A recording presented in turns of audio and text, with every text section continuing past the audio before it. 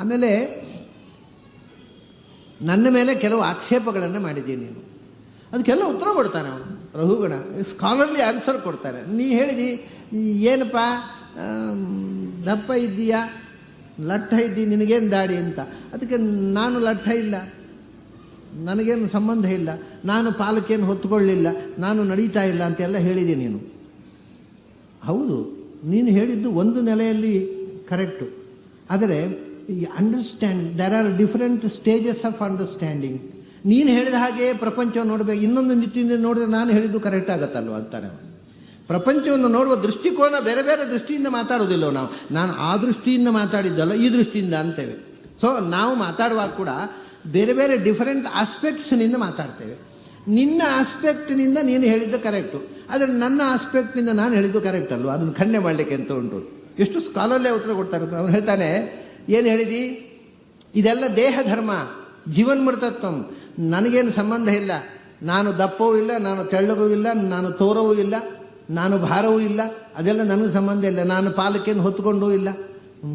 ಮತ್ತೆ ಯಾರು ಹೊತ್ಕೊಂಡದು ಪಾಲಕಿ? ಪ್ರಾಕ್ಟಿಕಲ್ ಆಗಿ ಮಾತಾಡೋಣ. ನೀನು ಪಾಲಕಿಯನ್ನು ಹೊತ್ಕೊಂಡಿಲ್ಲ, ನಿನ್ನ ಹೆಗಲಿನಲ್ಲೇ ಪಾಲಕಿ ಇದೆ, ಮತ್ತೆ ಯಾರು ಪಾಲಕಿ ಹೊತ್ಕೊಂಡದ್ದು? ಪ್ರಾಕ್ಟಿಕಲ್ ಆಗಿ ಮಾತಾಡುವಂತ ನಾವು.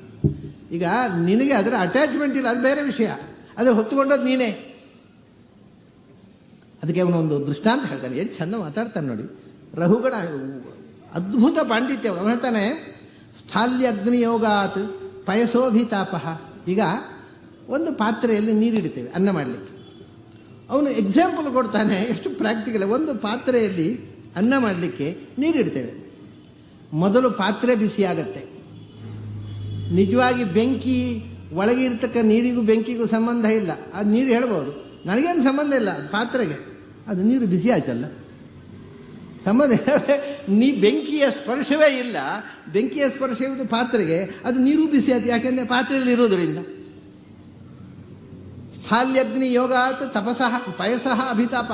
ಸ್ಥಾಲಿ ಅಂದರೆ ಪಾತ್ರೆ, ಅಡಿಗೆ ಮಾಡುವ ಅನ್ನದ ಪಾತ್ರೆ, ಅದಕ್ಕೆ ಅಗ್ನಿಯೋಗ, ಕೆಳಗಿನಿಂದ ಒಲೆ ಹಾಕಿದೆವು, ಒಲೆಯಲ್ಲಿ ಬೆಂಕಿ ಹಾಕಿದೆವು. ಹಾಕಿದಾಗ ಪಯಸಃ ಮೇಲಿಂದ ನೀರು ಕುದಿಲಿಕ್ಕೆ ಇಟ್ಟಿದ್ದೇವೆ, ಅದು ಬಿಸಿ ಆಯ್ತಾ ಇಲ್ವಾ? ನೀರು ಕುದ್ದ ಮೇಲೆ ಅಲ್ವಾ ಅಕ್ಕಿ ಹಾಕೋದು ನಾವು ಅನ್ನಕ್ಕೆ. ಅದು ಹೇಗೆ ಬೆಂಕಿಯ ಸ್ಪರ್ಶ ಆದದ್ದು ಪಾತ್ರೆಗೆ?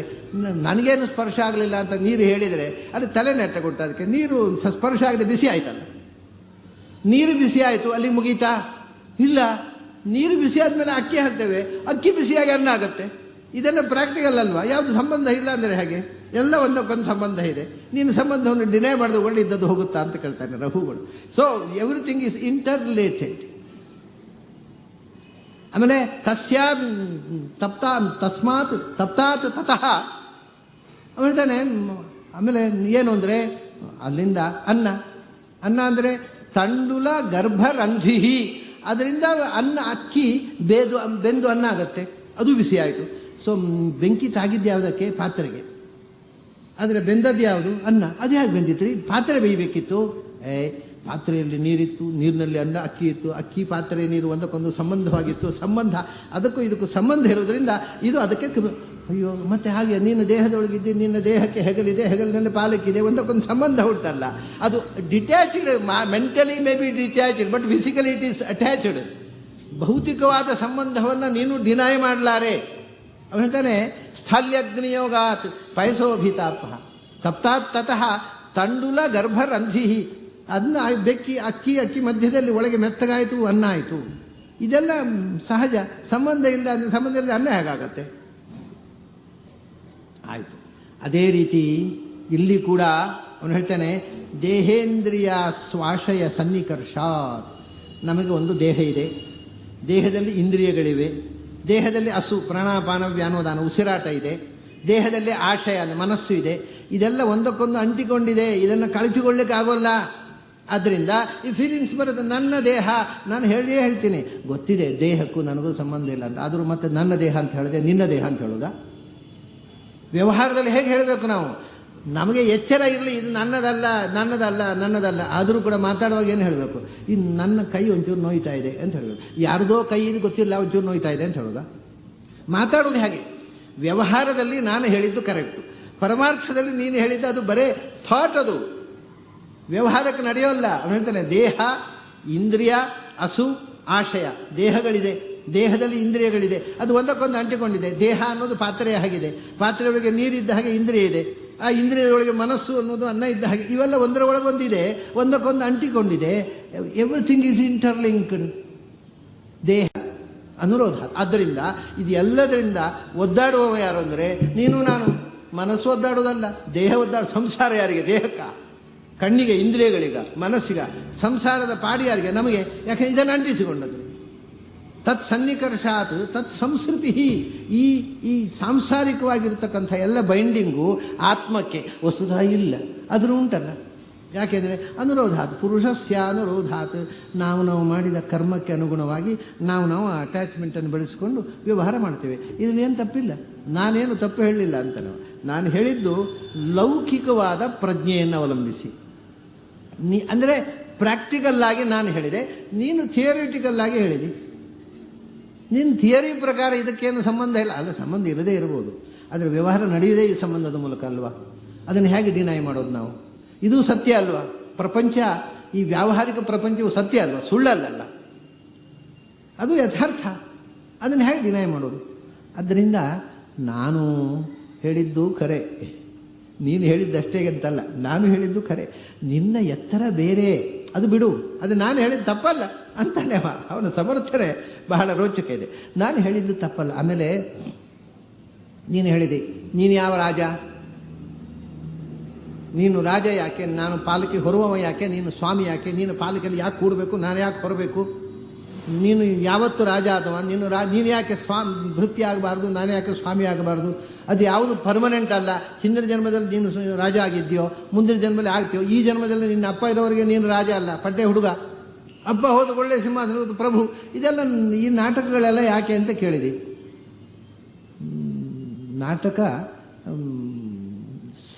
ನಾಟಕವು ಸತ್ಯ ಅಲ್ವಾ ಅಂತ. ನಾಟಕ ಸುಳ್ಳ? ಜೀವನ ಸತ್ಯ, ನಾಟಕವು ಸತ್ಯವೇ ಅಲ್ವಾ?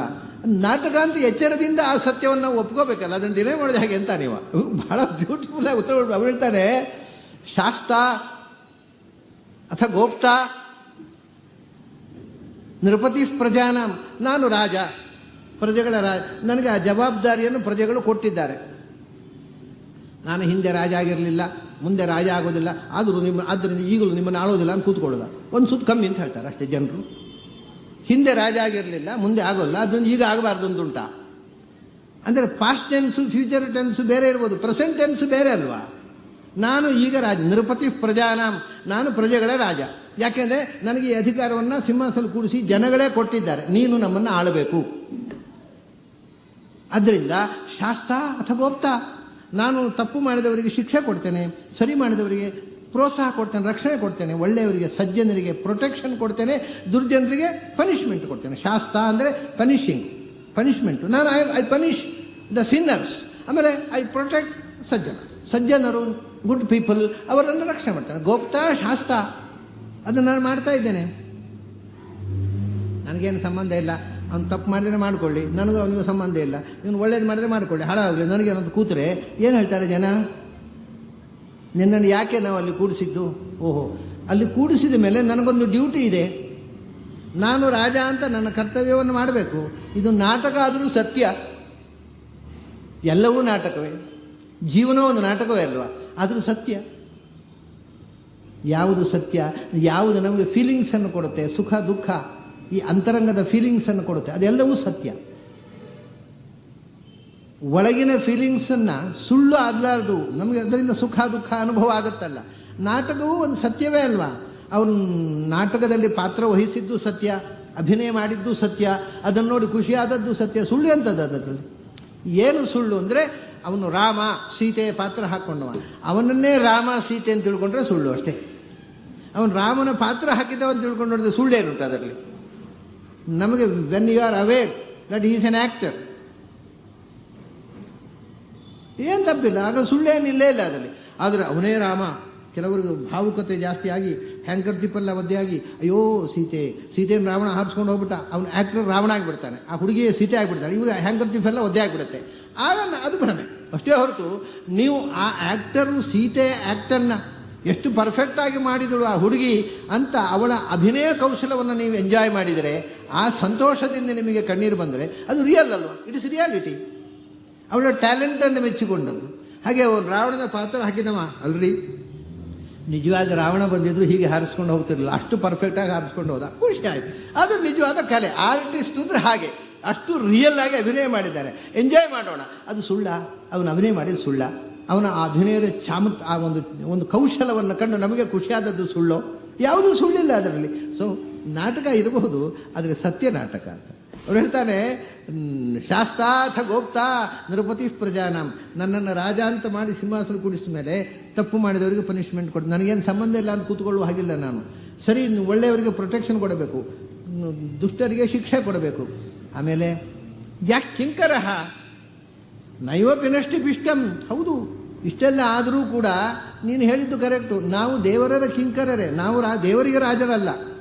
ಆಗಲಿ, ನಾನು ಕಿಂಕರನೂ ಹೌದು, ನಾನು ದೊರೆಯೂ ಹೌದು. ತಪ್ಪೇನದರಲ್ಲಿ? ಈಗ ನಾವು ಅರಮನೆಯಲ್ಲಿ ಕೂತು ಅವನು ಎಂಥ ತಮಾಷೆ ಮಾತಾಡ್ತಾರೆ, ನೈವ ಪಿನಷ್ಟಿ ಪಿಷ್ಟಂ ಅಂತ. ನಾವು ಹಿಟ್ಟು ಬೀಸಲಿಕ್ಕೆ ಕೂತದ್ದಲ್ಲ, ನಮಗೊಂದು ಜವಾಬ್ದಾರಿ ಇದೆ. ಹಿಟ್ಟು ಅಂದರೆ ಹಿಟ್ಟನ್ನೇ ಪುನಃ ಬೀಸೋದು ವೇಸ್ಟ್ ಅದು, ಯಾಕಂದರೆ ಹಿಟ್ಟು ಆಗಿದೆ.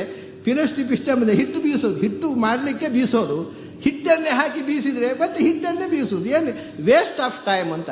ನಾವು ಹಿಟ್ಟು ಬೀಸಲಿಕ್ಕೆ ಕೂತವರಲ್ಲ, ಮತ್ತೆ ಕಾಳನ್ನು ಹಿಟ್ಟು ಮಾಡಲಿಕ್ಕೆ ಕೂತವ್ರು ನಾವು. ನಮಗೊಂದು ಜವಾಬ್ದಾರಿ ಇದೆ, ನಮ್ಮ ಕೆಲಸ ಇದೆ, ಕರ್ತವ್ಯ ಇದೆ, ಡ್ಯೂಟಿ ಇದೆ. ಅದನ್ನು ಮಾಡದೇ ಇದ್ದರೆ ಜನ ಆಕ್ಷೇಪ ಮಾಡ್ತಾರೆ. ಅದನ್ನು ನಾನು ರಾಜ ಹೌದು, ನೀನು ಪಾಲಕಿಯವರವನು ಹೌದು, ಆರ್ಗ್ಯುಮೆಂಟ್ ಸೇಕ್, ನಿನ್ನ ಜ್ಞಾನದ ಮೇಲೆ ನನ್ನ ಪ್ರಶ್ನೆ ಇಲ್ಲ. ಅದನ್ನು ನನ್ನ ಎಕ್ಸ್ಪ್ಲೇನ್, ನಾನು ಹೇಳಿದ ಮಾತು ಮೂರ್ಖತನದ್ದಲ್ಲ ಅಂತ. ನಮ್ಮ ನೈವಪ್ಪಿನಷ್ಟಿ ಪಿಷ್ಟಂ. ಯಾಕೂ ಗೊತ್ತಾ? ರಾಜ ಅಂದರೆ ಸುಮ್ಮನೆ ತಿಳ್ಕೋಬೇಡ.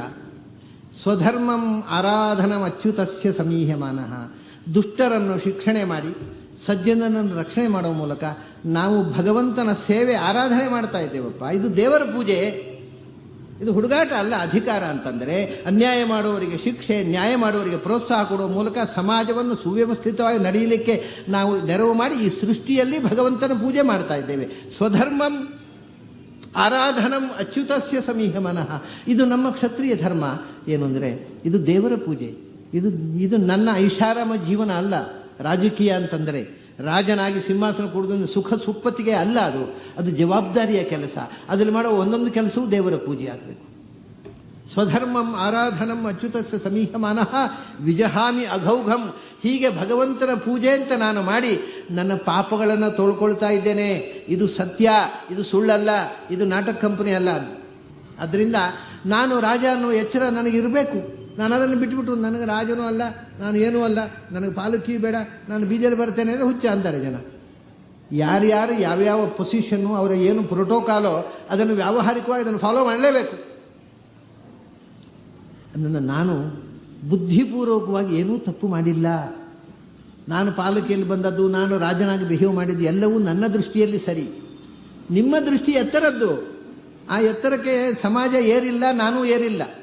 ನಾವು ಸಾಮಾಜಿಕವಾದ ನೆಲೆಯಲ್ಲಿ ಮಾತಾಡುವವರು. ನಿಮ್ಮ ಎತ್ತರದ ಮಾತನ್ನು ಕೇಳಬೇಕು ಅಂತ ನಾನೀಗ ಬಾಲಕಿಯಿಂದ ಕೆಳಗಿಳಿದು ಬಂದದ್ದು. ನನ್ನ ರಾಜತ್ವದ ಕಿರೀಟವನ್ನು ಕೆಳಗಿಟ್ಟು ನಿಮ್ಮ ಶಿಷ್ಯನಾಗಿ ಬಂದಿದ್ದೇನೆ, ನನಗೆ ಜ್ಞಾನ ಕೊಡಿ. ಏನು ಚಂದ ಮಾತಾಡ್ತಾ ನೋಡಿ. ಯಾರಿಗಾರು ಖುಷಿಯಾಗಬೇಕು, ಬಿಟ್ಟು ಕೊಡೋಲ್ಲ ಅವರು. ಆರ್ಗ್ಯುಮೆಂಟ್ ಇದೆ, ವಿತ್ ಆರ್ಗ್ಯುಮೆಂಟ್ ಹಿ ಕನ್ಫೆಸಸ್. ಅವನ ಕನ್ಫೆಷನ್ನಲ್ಲಿ ತಾನು ಮಾಡಿದ್ದೆಲ್ಲ ಅಪರಾಧ ಆಗೋಯ್ತು, ನಾನು ಹೆಡ್ಡ ದಮ್ಮಯ್ಯ ಆಗಿಲ್ಲ. ನಾನು ಯಾಕೆ ಮಾಡಿದೆ, ನನ್ನ ನಿಲುವು ಇದು. ಆದರೆ ನಿಮ್ಮ ನಿಲುವು ಎತ್ತರದ್ದು. ಅದನ್ನು ನನಗೆ ದಯಪಾಲಿಸಿ ನನ್ನನ್ನು ಆ ಎತ್ತರಕ್ಕೆ ಕೊಂಡೊಯ್ಯಿರಿ. ಸಮತ್ವಂ ಆರಾಧನಮಚ್ಯುತಸ್ಯ. ಹಾಗಾಗಿ ನಾನು ಸ್ವಧರ್ಮಂ ಆರಾಧನಮಚ್ಯುತಸ್ಯ ಸಮೀಹಮಾನಃ ವಿಧುನಾಮಿ ವಿಜಹಾಮಿ ಅಘೌಘಂ. ಸಮಸ್ತ ಪಾಪಗಳನ್ನು ತೊಳೆದು ನಾನು ಎತ್ತರಕ್ಕೆ ಏರಬೇಕು.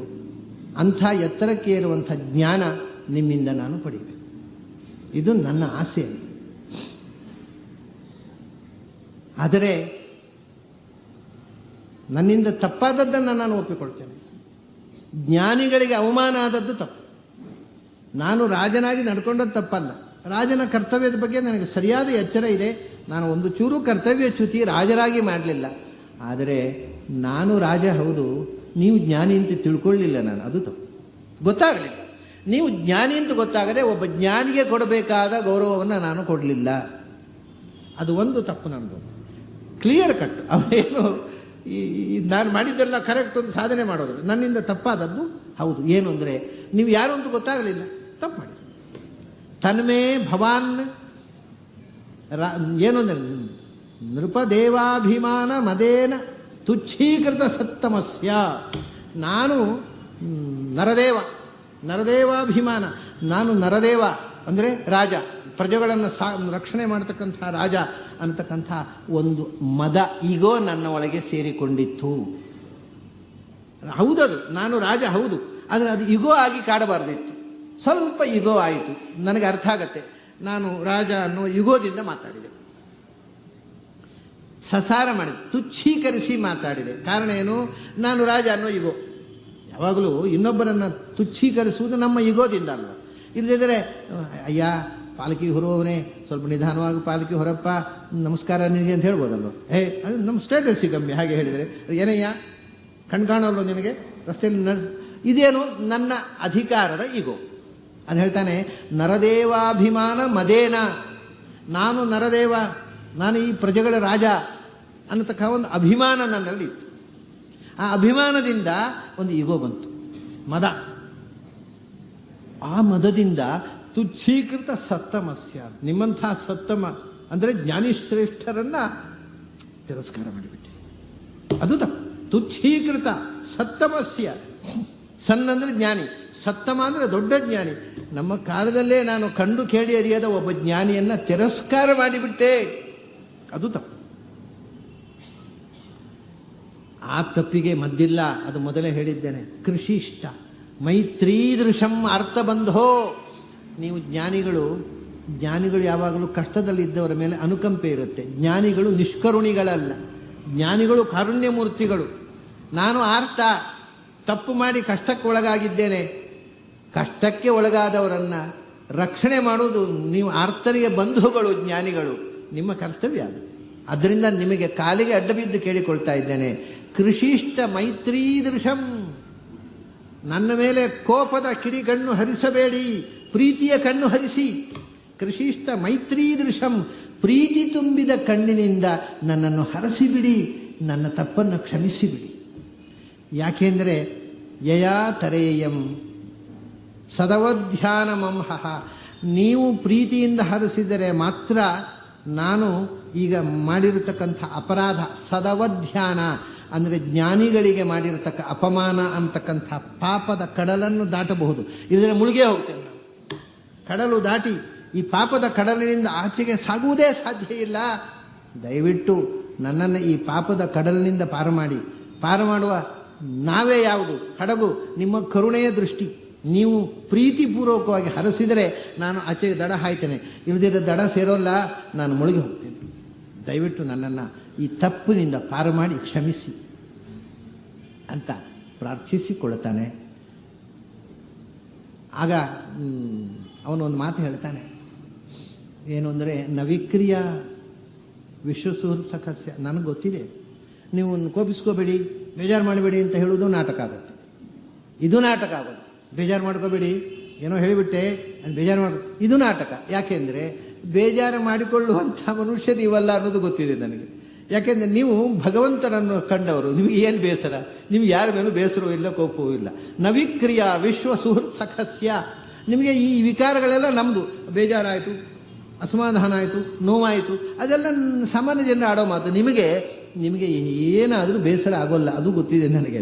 ಯಾಕೆಂದರೆ ವಿಶ್ವ ಸುಹೃತ್ ಸಖಸ್ಯ, ಜಗತ್ತಿನ ಗೆಳೆಯ ಭಗವಂತ ನಿಮ್ಮ ಗೆಳೆಯ.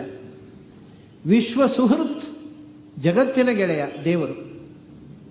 ಎಲ್ಲ ಒಬ್ಬೊಬ್ಬರು ಗೆಳೆಯರು ಇರ್ಬೋದು, ಒಂದು 10 ಜನರಿಗೆ ಗೆಳೆಯರು ಇರ್ಬೋದು, 100 ಜನರಿಗೆ ಗೆಳೆಯ ಇರ್ಬೋದು, 1000 ಜನರಿಗೆ ಗೆಳೆಯ ಇರ್ಬೋದು. ಜಗತ್ತಿಗೆ ಗೆಳೆಯ ಯಾರು? ದ್ವಾಸು ವರ್ಣಾಸೈಜ ಸಖಾಯ ಸಮಾನಂ ವೃಕ್ಷಂ ಪರಿಷಸ್ವ ಜಾತೆ. ಇಡೀ ಜಗತ್ತಿಗೆ ಗೆಳೆಯನಾದವ ನಮ್ಮ ಒಳಗೆ ಇದ್ದು ಸದಾ ನಮ್ಮನ್ನು ರಕ್ಷಣೆ ಮಾಡೋ ಭಗವಂತ. ಆ ವಿಶ್ವ ಸುಹೃತ್ತು ಅವನು ಎಲ್ಲರಿಗೂ ಗೆಳೆಯ. ಆದರೆ ನಾವು ಅವನ ಗೆಳೆತನ ಮಾಡಿರೋದಲ್ಲ, ನೀವು ಅವನ ಗೆಳೆತನ ಮಾಡಿದ್ದೀರಿ. ಭಗವಂತ ಎಲ್ಲರ ಗೆಳೆಯ, ನೀವು ಅವನಿಗೆ ಗೆಳೆಯ. ವಿಶ್ವ ಸುಹೃತ್, ನೀವು ಅವನನ್ನು ಗೆಳೆತನ ಮಾಡಿ ಅವನನ್ನು ಹತ್ತಿರಕ್ಕೆ ಗೆಳ್ಕೊಂಡವರು. ಭಗವಂತ ನೀವು ಹೇಳಿದಾಗ ಕೇಳ್ತಾನೆ, ನಿಮ್ಮ ಸ್ನೇಹಿತ. ಭಗವಂತ ನನ್ನ ಆತ್ಮೀಯ ಗೆಳೆಯ ಅಂತ ಹೇಳುವ ಎತ್ತರಕ್ಕೆ ಏರಿದವರು ನೀವು. ವಿಶ್ವ ಸುಹೃತ್ ಸಖಸ್ಯ ನವಿಕ್ರಿಯ, ನಿಮಗೆ ಯಾವ ಮನೋವಿಕಾರಗಳು ಆಗೋಲ್ಲ. ಮತ್ತೆ ನೀವು ಯಾಕೆ ಹೀಗೆ ನಡ್ಕೊಳ್ತೀರಿ ಅಂದರೆ ನಮ್ಮನ್ನು ತಿದ್ದಲಿಕ್ಕೋಸ್ಕರ. ನಾವು ತಪ್ಪು ಮಾಡಿದಾಗ ನೀವು ಮತ್ತೆ ನೀವು ತಪ್ಪು ಮಾಡಿದ್ರು ಅಡ್ಡಿಲ್ಲ ಅಂತ ಆಶೀರ್ವಾದ ಮಾಡಿದ್ರೆ ನಾವು ಮತ್ತೆ ತಪ್ಪು ಮಾಡ್ತಾ ಇರ್ತೇವೆ. ಅದರಿಂದ ನಾವು ತಪ್ಪು ಮಾಡಿದಾಗ ನೀವು ಸಿವಿಯರ್ ಆಗಿ ಪನಿಷ್ಮೆಂಟ್ ಕೊಡ್ತೀರಿ, ಆದರೆ ನಿಮಗೆ ಒಳಗಿನಿಂದ ಏನೂ ಇರೋದಿಲ್ಲ, ರಾಗದ್ವೇಷಗಳಿರೋ ದ್ವೇಷದಿಂದ ನೀವು ಕೊಡೋದಿಲ್ಲ. ಯಾಕಂದರೆ ಸಾಮ್ಯೇನ ವೀತಾಭಿಮತೆ ಹೇತವಾನ್, ನೀವು ಎಲ್ಲವನ್ನು ಸಮಾನ ದೃಷ್ಟಿಯಿಂದ ನೋಡುವವರು. ಪ್ರತಿಯೊಂದು ವಸ್ತುವನ್ನು ಪಂಡಿತಾ ಸಮದರ್ಶಿನಃ ವಿದ್ಯಾವಿನಯ ಸಂಪನ್ನೆ ಬ್ರಾಹ್ಮಣೆ ಗವಿ ಹಸ್ತಿನಿ ಶುನಿಚೈವ ಶ್ವಪಾಕೇಚ ಪಂಡಿತ ಸಮದರ್ಶಿನಃ ಸುಹೃನ್ಮಿತ್ತಾರ್ಯುದಾಸೀನ ಮಧ್ಯಸ್ಥ ದ್ವೇಷ್ಯ ಬಂಧುಷು ಸಾಧುಷ್ವಪಿಚ ಪಾಪೇಶು ಸಮದೃಷ್ಟಿ ವಿಶಿಷ್ಯತೆ. ಕೃಷ್ಣ ಹೇಳ್ತಾನೆ ಎಲ್ಲರನ್ನೂ ಸಮದೃಷ್ಟಿಯಿಂದ ನೋಡುವಂತ. ಸಮದೃಷ್ಟಿಯಿಂದ ನೋಡುವುದು ಅಂದರೆ ಏನು? ಇಲ್ಲ ಹೇಳ್ತಾರೆ ನೀವು ಸಮದೃಷ್ಟಿಯಿಂದ ನೋಡುವವರು, ಅದು ನಿಮಗೇನು ಡಿಫರೆನ್ಸ್ ಇಲ್ಲ ಅಂತ. ಸಮದೃಷ್ಟಿ ಅಂದರೆ ಎಂಥದ್ದು ಅಂತ ಮೊದಲು ತಿಳ್ಕೋಬೇಕು. ಸಮದೃಷ್ಟಿ ಎಲ್ಲರನ್ನೂ ಒಂದೇ ರೀತಿ ನೋಡೋದಲ್ಲ. ಅಂದರೆ ಎಲ್ಲರೂ ಒಂದೇ ದೃಷ್ಟಿಯಿಂದ. ಹಾಗಾದರೆ ಅಜ್ಞಾನಿಗಳು ಏನು ಮಾಡ್ತಾರೆ? ಕಳ್ಳನನ್ನು ಕಳ್ಳ ಅಂತ ನೋಡ್ತಾರೆ, ಕದಿಯನವನು ಕದಿಯದವನು ಅಂತ ನೋಡ್ತಾರೆ. ಜ್ಞಾನಿಗಳು ಕದ್ದವನು ಕದಿಯವನು ಎಲ್ಲ ಒಂದೇ. ಆಗ ಜ್ಞಾನಿಗಳಿಗೆ ಡಿಫರೆನ್ಸ್, ಕದ್ದವನು ಒಂದೇ ಕದಿಯದವನು ಒಂದೇ, ಸುಳ್ಳು ಹೇಳುವವನು ಒಂದೇ ಸತ್ಯ ಹೇಳುವವನು ಒಂದೇ, ಎಲ್ಲ ಸಮಾನ. ಹಾಗಲ್ಲ, ಸಮದೃಷ್ಟಿಯಿಂದ ಅದಲ್ಲ. ಯಾರು ಯಾರನ್ನ ಹೇಗೆ ಹೇಗೆ ನೋಡಬೇಕು, ಯಾವ ಯಾವ ಲೆವೆಲ್ನಲ್ಲಿ ನೋಡಬೇಕು, ಅವರವರನ್ನು ಆಯಾ ಮಟ್ಟದಲ್ಲಿ ನೋಡುವುದಕ್ಕೆ ಸಮದೃಷ್ಟಿ ಅಂತ ಹೇಳೋದು. ಎಲ್ಲರೂ ಒಂದೇ ರೀತಿ ನೋಡುವುದಲ್ಲ.